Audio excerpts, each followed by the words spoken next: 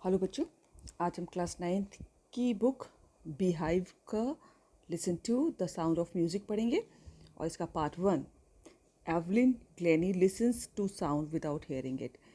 ठीक है, तो एवलिन ग्लेनी एक लड़की है और जो कि स्कॉटलैंड की है और उनको प्रॉब्लम ये है कि वो जब बड़ी हो रही थी तो करीब 11 बरस तक आते आते उनकी जो सुनने की क्षमता थी वो पूरी ख़त्म हो गई थी और उसके फिर वो साउंड्स को सुनती थी उसके बाद भी बिना सुने।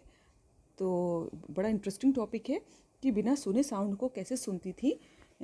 तो आज हम उनके बारे में पढ़ेंगे। बिफोर यू रीड देखिए, God may have taken her hearing but he has given her back something extra ordinary. यहाँ पर ये देखिए किसी ने स्टेटमेंट दिया हुआ है एवलिन ग्लेनी के लिए कि भगवान ने उनके सुनने की क्षमता ले ली है लेकिन उसके बदले कुछ एक्स्ट्रा ऑर्डनरी, कुछ असाधारण चीज़ उनको दी। What we hear she feels, हम जो कुछ भी सुनते हैं लेकिन वो उसको महसूस कर पाती हैं। And far more deeply than any of us, और हम लोग जितना नहीं महसूस कर पाते उससे बहुत ज़्यादा गहराई के साथ वो महसूस कर पाती हैं। That is why she expresses music so beautifully, और यही कारण है कि वो म्यूज़िक को बहुत सुंदरता के साथ एक्सप्रेस करती हैं, शो करती हैं। Read the following account of a person who fought against a physical disability and made her life a success story। तो हम जो नीचे जिनके बारे में पढ़ने जा रहे हैं वो एक ऐसी ही एक जन की बारे में है जिन्होंने अपनी शारीरिक अक्षमता को, यानी कि जो वो सुन नहीं पाती थी, उसके अगेंस्ट लड़ा और अपनी लाइफ को एक सक्सेस स्टोरी में चेंज किया। कैसे? So we start. Rush hour crowds jostle for position on the underground train platform. A slight girl, looking younger than her 17 years, was nervous yet excited as she felt the vibrations of the approaching train. It was her first day at the prestigious Royal Academy of Music in London, and daunting enough for any teenager fresh from a Scottish farm. But this aspiring musician faced a bigger challenge than most. She was profoundly deaf. तो यहाँ पर एक Evelyn Glenny के बारे में बताया जा रहा है कि ये एक अंडरग्राउंड प्लेटफॉर्म पे वो खड़ी थी और वो बहुत रश आवाज़ थे, बहुत भीड़ भाड़ का समय था, और वो स्लाइट गर्ल, जो कि बहुत ही स्लाइट मतलब होता है कि बहुत ही छोटी सी दुबली पतली सी, लुकिंग यंगर देन हर 17 ईयर्स, और वो हालांकि वो 17 साल की थी लेकिन उससे छोटी दिख रही थी। Was nervous yet excited, nervous थी हालांकि एक्साइटेड भी थी। As she felt the vibrations of the approaching train, क्योंकि वो जो ट्रेन आने पर जो आवाज़ होती है ना, जो उसकी हलचल सी हम लोग को सुनाई पड़ती है कि ट्रेन आने वाली है, वो उस वाइब्रेशंस को, उस स्पंदन को महसूस कर पा रही थी, इसलिए वो बहुत एक्साइटेड थी। And it was her first day at the prestigious royal academy of music in London. और क्योंकि ये लंदन में एक म्यूज़िक इंस्टीट्यूशन है, रॉयल एकेडमी ऑफ म्यूज़िक, ठीक है, वहाँ पर उस प्रेस्टिजियस म्यूज़िक स्कूल में उनका पहला दिन था, इसलिए वो बहुत एक्साइटेड थी। And daunting enough for any teenager fresh from a Scottish farm, और हालांकि वो थोड़ी डरी भी हुई थी क्योंकि एक वो टीनेजर थी, हमने पढ़ा ना कि करीब 17 साल की थी, तो वो टीन एज की थी और वो स्कॉटलैंड की रहने वाली थी और लंदन जा रही थी, तो इसके लिए प्लेटफॉर्म पे खड़ी हुई थी और उनका रॉयल एकेडमी ऑफ म्यूज़िक में पहला दिन था, तो थोड़ा सा वो घबराई हुई भी थी। But this aspiring musician faced a bigger challenge than most, she was a profoundly deaf. लेकिन इस हमको प्रेरणा देने वाले इस म्यूजिशियन ने, इस संगीतज्ञ ने बहुत बड़ा चैलेंज फेस किया और वो बहुत ही प्रोफाउंडली डेफ थी, मतलब कि वो उनका बहरापन जो था बहुत गहरा था। पार्ट 2 देखिए इसका। Evelyn Glennie loss of hearing had been gradual. Evelyn Glennie का जो सुनने की क्षमता का कम होना धीरे धीरे हुआ, एकदम से बहरी नहीं हो गई थी, मतलब कि धीरे धीरे, ग्रेजुअल माने धीरे धीरे उनकी सुनने की क्षमता कम हुई थी। Her mother remembers noticing something was wrong when the 8 years old Evelyn was waiting to play the piano. और उनकी मम्मी को याद है जब उन्होंने पहली बार नोटिस किया था कि जब वो 8 साल की थी और पियानो को प्ले करने के लिए, पियानो को बजाने के लिए अपना वेट कर रही थी कि कब उनका नंबर आएगा, वो पियानो बजाएंगी। They called her name and she did not move, और उन लोगों ने यहाँ पर यानी कि वो पियानो प्ले करने के लिए वेट कर रही थी, वो उन लोगों ने उनका नाम पुकारा लेकिन वो हिली नहीं, यानी कि वो अपना नाम नहीं सुन पाई। I suddenly realise she hadn't heard, और आई का मतलब है यहाँ उनकी मदर कह रही हैं कि और उन्होंने अचानक रियलाइज़ किया कि वो सुन नहीं पाई। सेज इज़ाबेला ग्लेनी, और ये उनकी मामा का नाम है इज़ाबेला ग्लेनी। वो एक इंसिडेंस बताती हैं कि जब वो पियानो के लिए वेट करी थी, जब वो 8 साल की थी, एवलिन उनकी बेटी, और उनका जब नाम पुकारा गया तो वो हिली नहीं क्योंकि वो अपना नाम नहीं सुन पाई। तब उन्होंने पहली बार नोटिस किया कि ये सुन नहीं पाई। For quite a while Evelyn manage to conceal her growing deafness from friends and teachers. For quite a while होता है काफ़ी दिनों तक एवलिन जो थी मैनेज कर पाई छुपाना कि उनका बहरापन बढ़ रहा है। और किससे छुपा रही थी? अपने फ्रेंड्स से, अपने टीचर से, कि वो धीरे धीरे बहरापन उनका बढ़ रहा है। बहुत काफ़ी दिनों तक उन्होंने अपने टीचर्स और फ्रेंड्स से छुपाया। But by the time she was 11 her marks had deteriorated and her head mistress urged her parents to take her to a, अभी इसके आगे पेज पलटेंगे।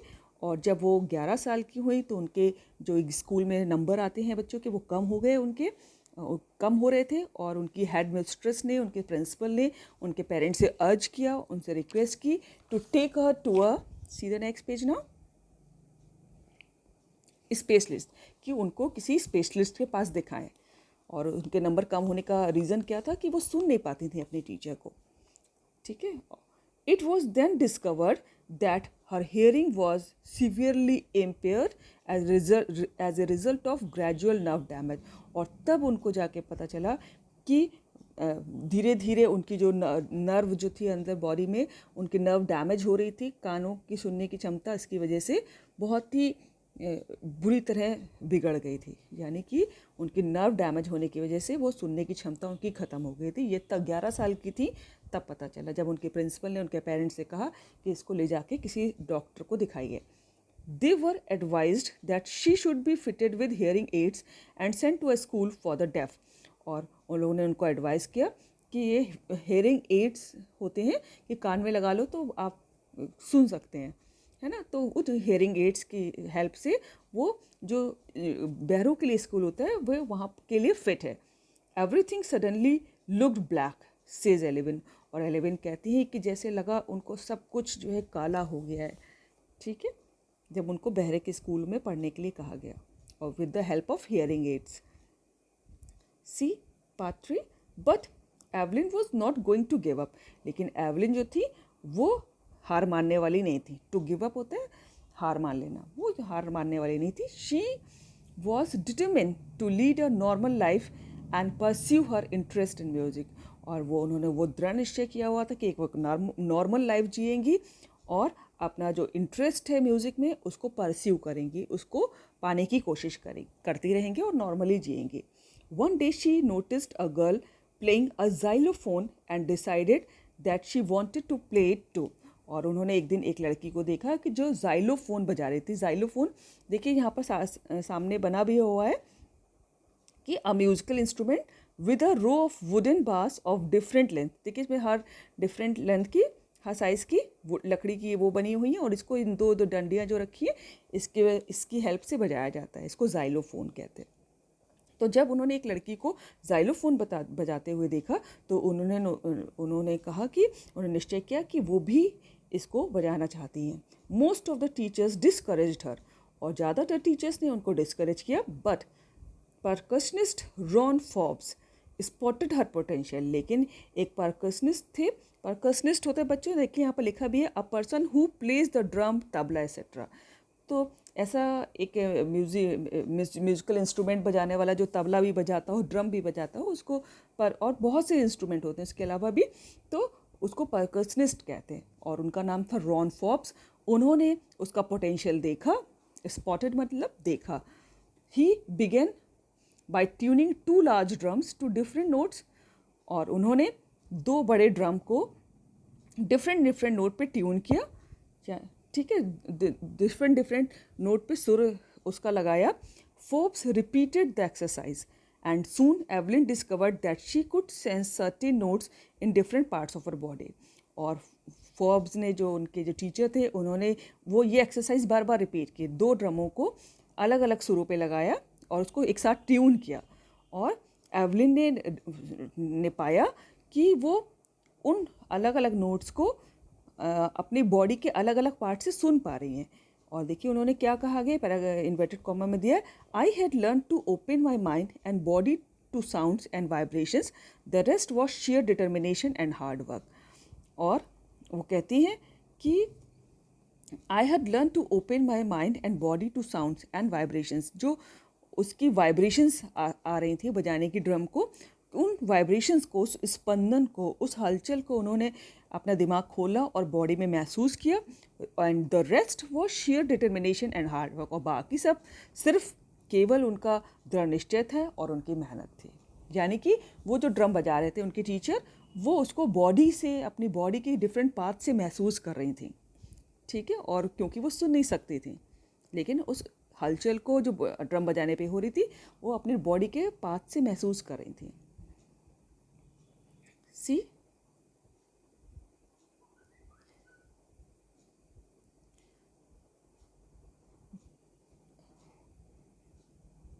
आगे देखिए वो क्या कहती है, एक लाइन छूट गई लग रहा है। He began by tuning two large drums to different notes, don't listen through your ears, he would से।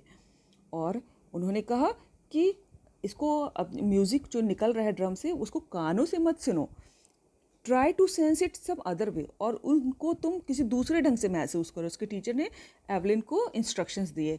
सेज एवलिन, ये एवलिन ने बाद में बताया, suddenly I realise I could feel the higher drum from the waist up and the lower one from the waist down. फिर उन्होंने कहा कि अचानक उन्होंने रियलाइज़ किया कि जो हायर ड्रम था वो उसको उन्होंने कमर के ऊपरी हिस्से से, और जो लोअर ड्रम था उसको अपनी कमर के निचले हिस्से से महसूस किया। यानी कि वो उन दोनों अलग अलग जो ट्यून दो ड्रम के निकल रहे थे वो अलग अलग बॉडी के पार्ट से महसूस कर पा रहे थे।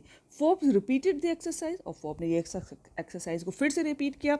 And soon Evelyn discovered that she could sense certain notes in different parts of body. और जब उन्होंने रिपीट किया तो एवलिन ने महसूस, उनके टीचर ने रिपीट किया तो एवलिन ने महसूस किया कि वो डिफरेंट नोट्स जो उनके म्यूज़िक सर जो है ड्रम से निकाल रहे थे उसको डिफरेंट पार्ट्स ऑफ बॉडी से महसूस कर पा रही थी।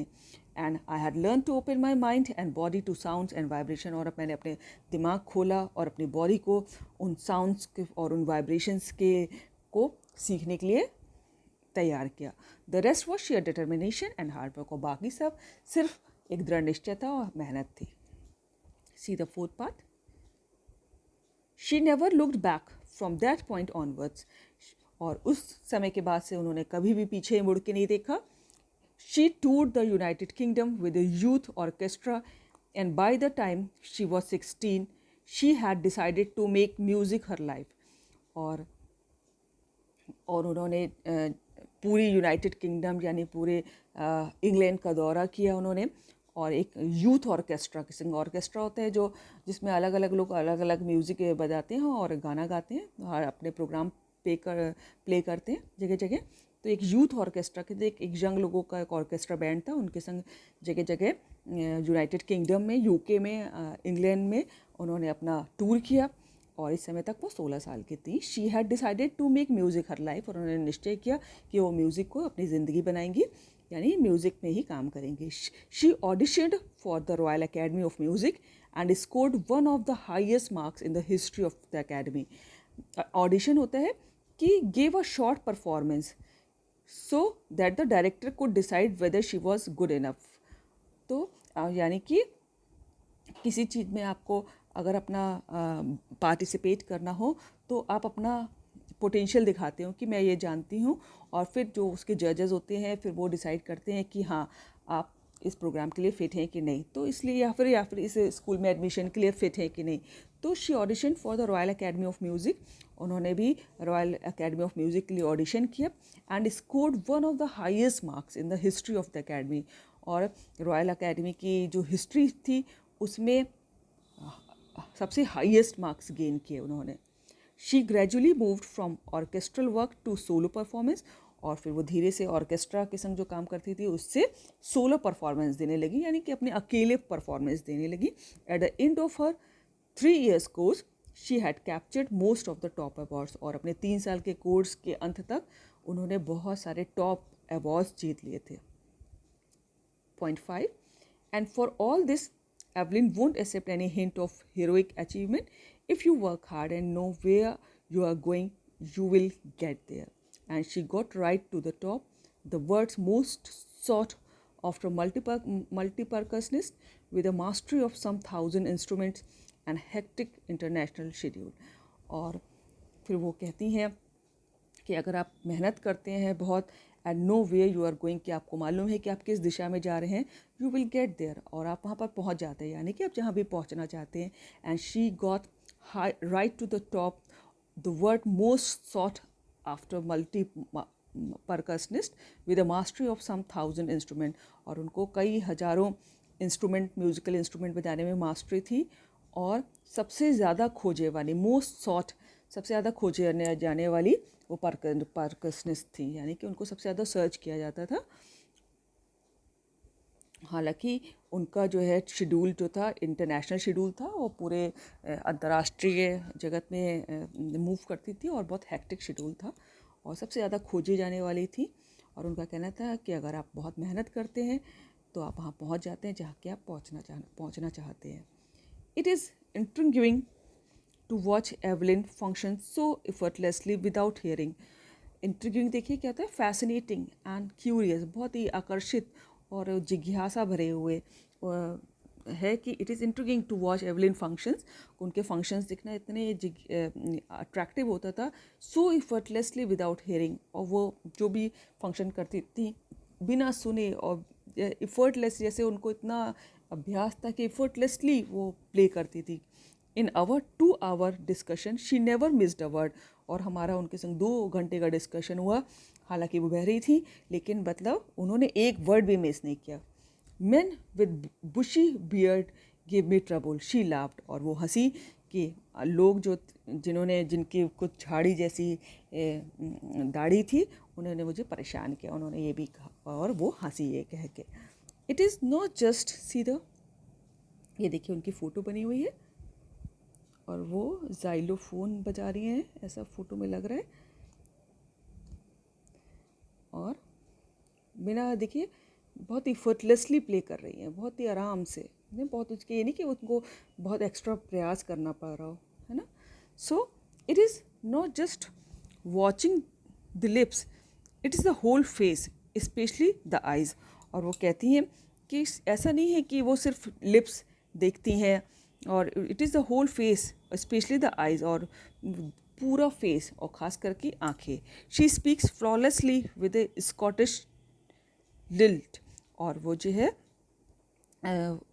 वो स्कॉटिश एक्सेंट में बिल्कुल फ्लॉलेस, बिना रुके हुए, बिना कि किसी गलती के बोलती हैं.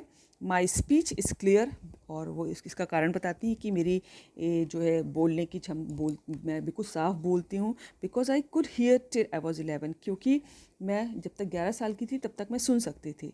She says but that doesn't explain how she manage to learn French and master basic Japanese. बट इसके बारे में उन्होंने एक्सप्लेन नहीं किया कि उन्होंने फ्रेंच और जापानीज़, है ना, ये लैंग्वेजेस जो थी कैसे सीखी, उन्होंने उसमें कैसे मैनेज किया. ठीक है, ये उन्होंने एक्सप्लेन नहीं किया. ये तो उन्होंने उसका रीज़न तो दिया कि वो 11 साल की थी और तब उनको ये प्रॉब्लम अच्छी तरह पकड़ में आई थी. उससे पहले तो वो सुनती थी, तो इसकी वजह से वो बोल साफ लेती थी. See point 7. As for music she explains it pours in through every part of my body. और जहाँ तक म्यूज़िक का मामला है तो कहती हैं कि ये मेरी हर शरीर के हर हिस्से में बहता है.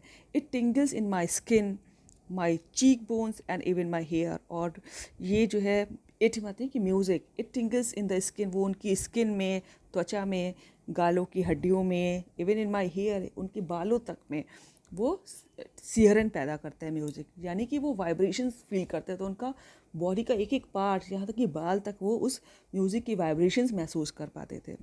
When she plays the xylophone she can sense the sound passing up the stick into her finger tips. और जब वो जाइलोफोन प्ले करती हैं, अभी हम लोगों ने जिसके बारे में पीछे फ़ोटो देखी थी, तो वो जो इस स्टिक से जब जाइलोफोन को बजाते हैं तो जो भी सेंसेशन होता है वो उसकी फिंगर टिप्स, जो आगे की हमारी उंगलियां होती हैं, उसकी फिंगर टिप्स पे उसका सेंसेशन महसूस करके म्यूज़िक समझ पाती हैं। By leaning against the drum, और जब वो ड्रम बजाने बैठती हैं और उसकी तरफ झुकती हैं, she can feel the resonances flowing into her body. और रेसोनेंस होता है गूंज, जो उसकी इको होती है, तो वो उस ड्रम की इको जो है, उसकी गूंज जो है अपनी बॉडी से महसूस कर पाती हैं।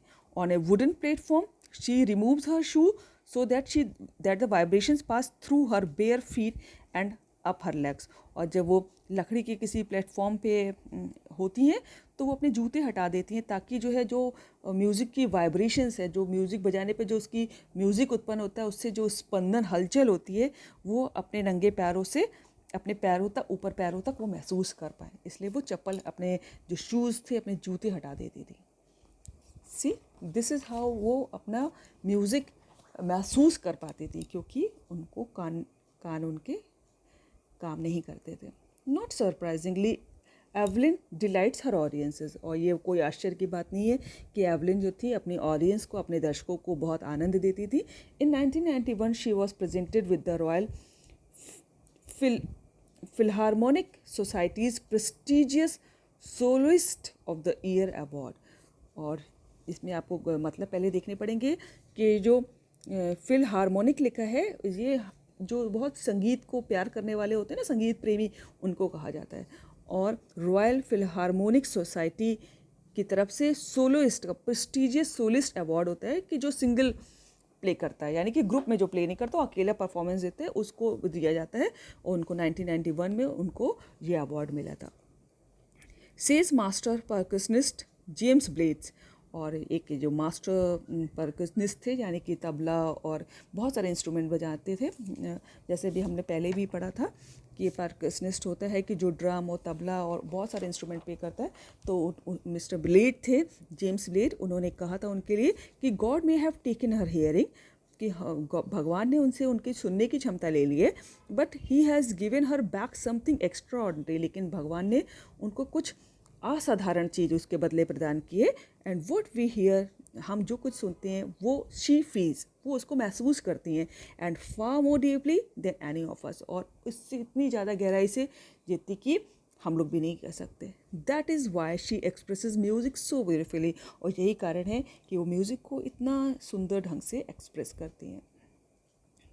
Point 9, Evelyn confesses that she is something of a workaholic. और एवलिन जो हैं ये बात कन्फेस करती हैं, कबूल करती हैं कि that she is something of a workaholic. Workaholic होता है बच्चों, देखिए सामने लिखा भी है कि a person who finds difficult to stop working, जो हर समय काम करता रहे, उसको काम रोकने में कि जो है दिक्कत हो, है ना, कि भैया हमेशा जो काम करता हो, तो वर्कोलिक कहते हैं उसको, जो हर समय काम में लगा रहता है। तो कि वो स्वीकार करती हैं कि वो वर्कोलिक हैं, हमेशा काम में लगी रहती है। I have just got to work often harder than classical musician but the rewards are enormous. कि और वो कहते हैं कि I have just got to work often harder than classical musician. जो क्लासिकल म्यूजिशियंस होते हैं उनसे ज़्यादा मेहनत करनी होती है, but the rewards are enormous. लेकिन जो उसके रिवॉर्ड होते हैं, मेहनत करनी होती है, लेकिन जो उसके रिवॉर्ड होते हैं वो बहुत बड़े होते हैं, इनॉर्मस, बहुत बड़े। Apart from the regular concerts, जो रेगुलर कॉन्सर्ट होते थे, जो रेगुलर प्रोग्राम होते थे, उनके अलावा Evelyn also gives free concerts in prisons and hospitals. Evelyn जो थी अपने जो प्रोग्राम जो थे जेलों में और हॉस्पिटल्स में भी देती थी, वो फ्री देती थी, उसके लिए पैसा चार्ज नहीं करती थी। She also gives high priority to classes for young musician. और जितने भी यंग युवा संगीत प्रेमी होते थे, म्यूजिशियंस होते थे, संगीतज्ञ, उनको भी वो बहुत प्रियोरिटी पे रखती थी ना, कि उनके लिए काम करती थी, मतलब उनको भी सपोर्ट करती थी।